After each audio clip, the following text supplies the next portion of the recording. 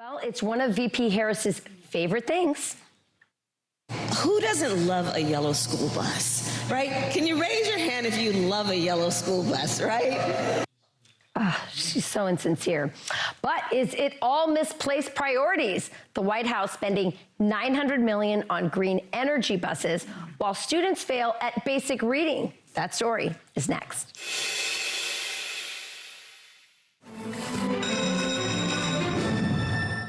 This week, the White House announcing nearly $900 million of your tax dollars toward replacing thousands of perfectly good school buses with greener electric models. This all while illiteracy continues to plague schools, as nearly 40% of American fourth graders can't read at even a basic level. Here with reaction, Nicole Neily, founder and president of Parents Defending Education, and former EPA Chief of Staff, Mandy Gunasekaroff. Thank you both for being here so much. Nicole, let me start with you. First, the obvious contrast here. Our kids can't read. Their confidence is really high, but their skills are really low in both reading and math, yet we're spending money on this? It's sickening, isn't it? The one thing that our schools should be doing is providing children with the knowledge and the skills they need to thrive in society, not to use our education system as a pass-through for progressive priorities. You know, schools are still struggling to spend billions of dollars in ESSER money, and that was all wasted on critical race theory, things like athletic facilities. One district even bought an ice cream truck. And so if they're wasting that money, why on earth do we think that this is a good idea? Yeah, Mandy, why on earth do we think this is a good idea? Is this just a reflection? I mean, you were at the EPA. Is this just a reflection of the obsession over climate of this administration? Now it's school buses?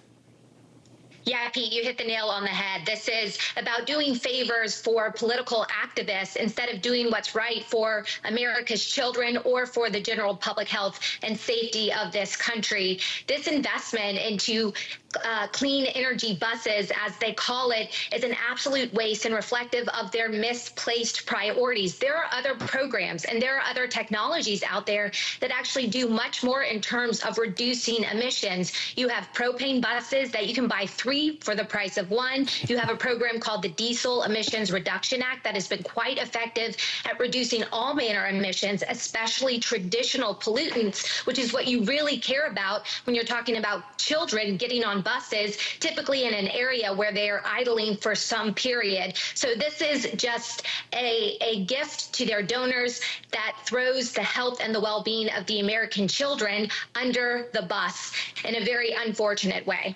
You know, Nicole, Mandy mentioned multiple times kids. But when you can't help but look at this, Nicole, and feel like this is all about adults. Like the adults are the ones that get to feel good about themselves because the buses are electric. But the kids, well, they can't read. Exactly. The kids can't read. And let's remember, we just saw this huge drop in scores as a result of teachers' unions pushing to keep schools closed for longer than they should have been. And who did that disproportionately hurt? It disproportionately hurt disadvantaged children. And so where were the equity warriors screaming when all these inner city schools were kept closed? They were nowhere. It shows how absolutely hypocritical they are. What could $900 million buy in terms of making up that learning loss? Let's use that money to target interventions to bring those children up, not to give it handouts to, as Mandy said, the administration's friends.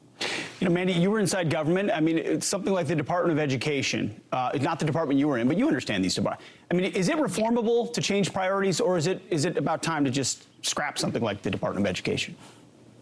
Well, the reform will require a significant reduction in the size of the workforce and the reach of these federal bureaucracies. And that can absolutely be done so long as we have the right leader. And the right leader who started this back in his first term is President Trump. And hopefully we can get him back in, because there's been a lot of people working on programs like one I'm affiliated with called Project 2025, housed at the Heritage Foundation, where we are coming up with a plan of action to go into the next conservative administration and to make these type of reforms first by fixing the personnel problem and then reducing a mixture and misplacement of priorities and do what's right by the American people. And hopefully we can scrap things like electric school buses, or, as I talk about in my book, The War on Warriors, electric tanks, which have created a whole cottage industry of defense contractors that create electric tanks that will not work in a future battlefield. Same thing here.